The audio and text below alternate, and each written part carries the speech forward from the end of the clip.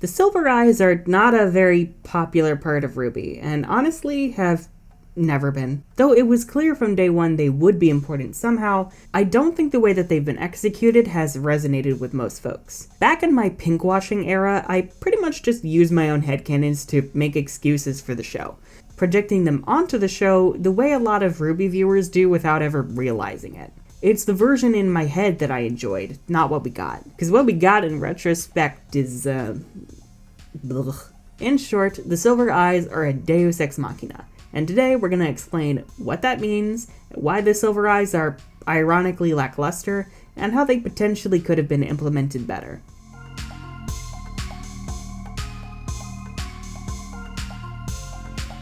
A Deus Ex Machina, meaning God from the machine, refers to any element introduced in a story to conveniently resolve the conflict. The term usually carries a negative connotation, given these are often used whenever a writer has no idea how to organically resolve a conflict, and resorts to some random event or trope in order to wrap everything up and call it a day. And usually it isn't in service of any theme or character arc, but rather wherever the plot needs to go, no matter the consequence. Extra points if it isn't introduced, foreshadowed, or explained whatsoever before it is put into use. The reason Silver Eyes can be considered a Deus Ex Machina is because of their ability to resolve any conflict involving the Grimm, and Cinder, I guess. Their primary purpose in the narrative is to dramatically finish off whatever huge Grimm is posing a threat at the current moment, be it the Wyvern in Volume 3, the Leviathan in 6, or Cinder in 3, 5, and 7. Good God. Nice to meet you, my name is Cinder. Are you? Well written? Never! No! Though RWBY's Silver Eyes were obnoxiously pointed out by Ozpin in the first episode, they were never actually explained until Volume 6. 5 whole years later, and it took the mentor figure practically forcing a lecture onto the protagonist, rather than the protagonist taking an active interest in anything important. Okay. I did have one more question. No, my cane is not a relic. I have no more questions. What the fuck do I know? In the show, they try to make very soft, shallow rules around the Silver Eyes as an excuse for why they only work in certain moments, and why they may not in others, or why RWBY doesn't use them all the time. But rather than come off as the writers trying to keep the eyes from coming off as solely for plot convenience, it instead feels hokey and insincere. According to the show, Silver Eyes are a power somehow connected to the God of Light, that asshole, The Lord has abandoned us. and they're able to either vaporize or petrify Grimm through the will to protect life. No, they do not explain what determines whether a Grimm gets vaporized or petrified. It's just a 50-50 shot that means nothing, so why is either one an option? But in hindsight, though the powers did show up whenever RWBY wanted to protect a friend from harm, the lack of an explanation going in just wound up confusing viewers, with the writer's mystery box obsession again causing problems. If we had learned about these rules before the fall of Beacon, and seen RWBY trying to control her emotions to harness her power, they would probably have come off less like a Deus Ex Machina and more like a proper ability we were tapping into. So instead of people going, what the fuck just happened, I'm so confused, they would go, oh, RWBY's gonna use her Silver Eyes! RWBY's gonna use her Silver Eyes! You know, giving your audience information to work with is actually very helpful. But even in later volumes, RWBY's lack of training regarding her Silver Eyes, and especially how she conveniently uses them on Cinder right on sight in Volume 7, yet couldn't manage that during the Volume 8 finale, really drives home the fact that the writers don't intend on using the power to explore RWBY's character. They're just a convenient excuse to end the plot whenever the volume needs to be over, and something to ignore when they want to drag things out. On top of that, the only times we see her unable to use her Silver Eyes are briefly against the Leviathan as bad memories flow into her mind, and fighting the pointless Megalithian in Volume 7 because, I don't know, it got too loud. It's too loud, I can't use the powers of love and passion! The former is the only time the whole if you can't focus properly this power is not gonna work thing feels genuine.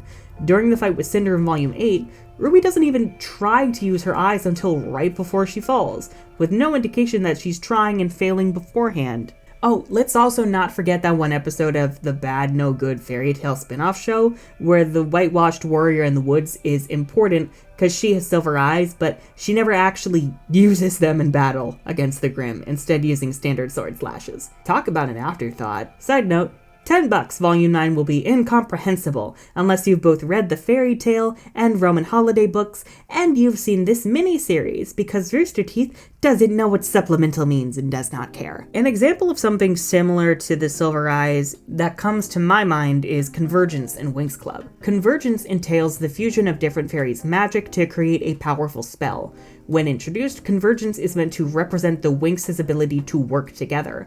As they're each overcoming their own personal obstacles, they wind up fighting quite a bit, unable to communicate properly. And as a result, their convergence spells tend to backfire whenever they tried. It's only after the Winx grow as characters and learn to work as a unit that convergence finally becomes a viable option, and their strongest option at that. Unfortunately, this teamwork aspect is quickly forgotten about in later seasons, instead used as a way for the Winx to quickly resolve a conflict when the writers are about to hit their page count. Silver Eyes, meanwhile, feel akin to modern Convergence.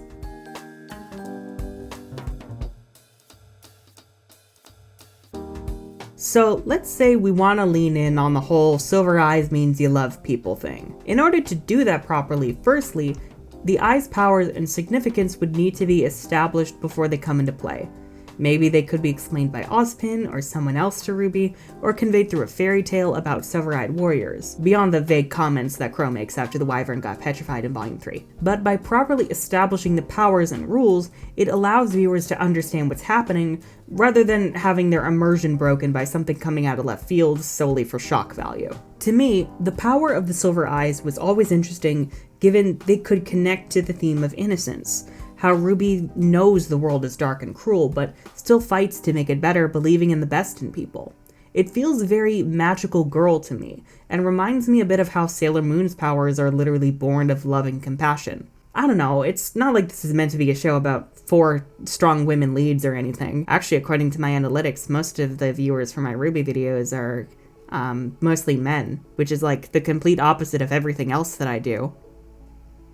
But let's expand on this a bit. For this, I'm going to share an idea that my friend Chris had a while back on tying the eyes into RWBY's suppression of trauma over the course of the show. You know, the lighthearted stuff. My friends share my fucked upness, what can I say? But long story short, silver-eyed warriors used to be able to vaporize the Grimm easily, but that ability was somehow lost across the generations, with the Silver Eyes now only able to petrify a Grimm, but not forever, and not without a high physical, mental, and emotional toll on the warrior. Essentially, Grimm vaporization can only happen when the warrior is able to reconcile with any negative emotions within themselves, and that the Grimm they're facing might be feeding off of.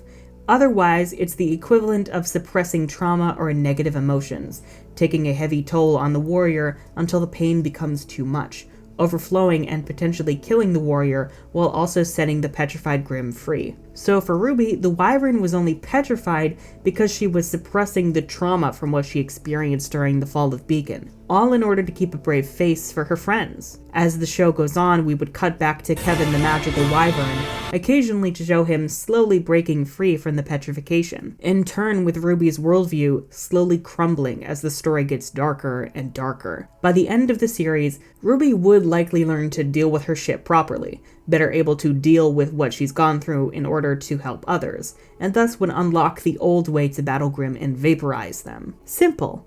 Effective. Or maybe there could be some other system, but something that's actually properly established, explained, and enforced would be preferable to what we have in canon. Anyhow, if you enjoyed this video and would like to see more content like this from me, then be sure to subscribe and ring that bell for notifications, because YouTube hates creators.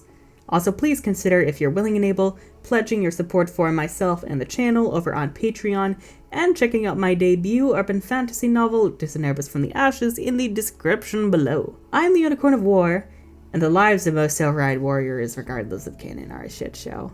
Oh.